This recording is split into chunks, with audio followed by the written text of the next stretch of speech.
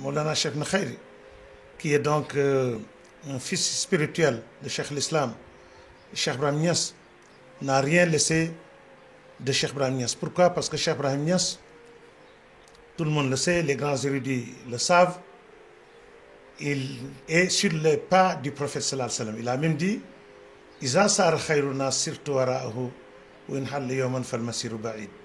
Son amour pour le prophète sallallahu alayhi wa sallam est arrivé à un niveau où il s'est même éteint et il a donné toute sa vie au prophète sallallahu alayhi wa sallam. Il l'a aimé jusqu'à ce qu'il ne sente plus sa vie.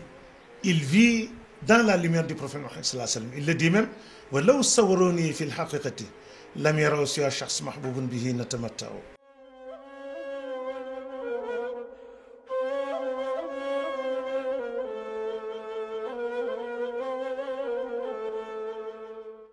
Alors, Cheikh Khayri, alhamdulillah, qui est né donc dans la mouvance de cette faïda Tijani proclamée par Cheikh Ibrahim Niass, suit fidèlement les pas de Cheikh Ibrahim, donc du Kitab et de la Sunna. Évidemment, lui, ce qui l'intéresse, c'est l'anniversaire de la naissance du prophète sallallahu alayhi wa sallam, le 20 avril.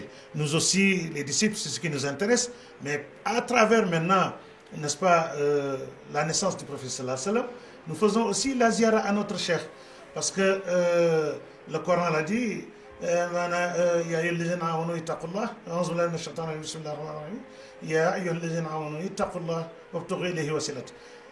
croyants, craignez Dieu et cherchez un intermédiaire entre vous et lui. Donc, autant qu'il suit les pas de Cheikh Ibrahim Niass, qui suit les pas du prophète sallallahu alayhi wa sallam de Cheikh Ahmed Tidiane, nous aussi, nous suivons ces pas, en l'occurrence Maulana Cheikh Khayri. C'est pourquoi il y a une très grande mouvance, n'est-ce pas, des caravanes qui viennent d'un peu partout, n'est-ce pas, de l'Afrique et du monde, de l'Europe, de l'Asie.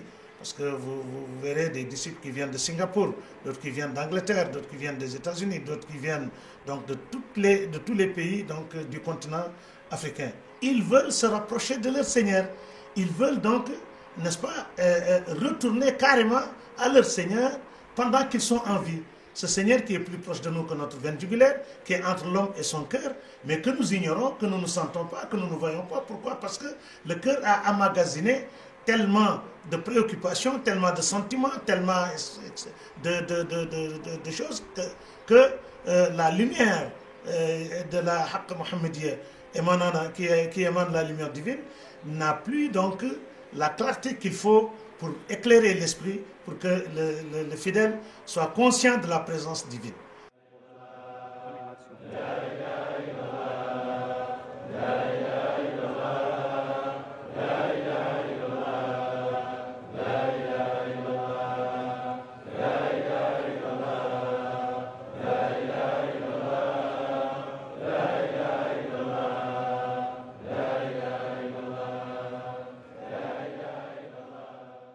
Qu'il y a parmi les musulmans des fidèles qui font tout ce que Dieu a recommandé, qui s'abstiennent de tout ce qu'il a interdit, mais qui donc ont la soif de se rapprocher d'Allah.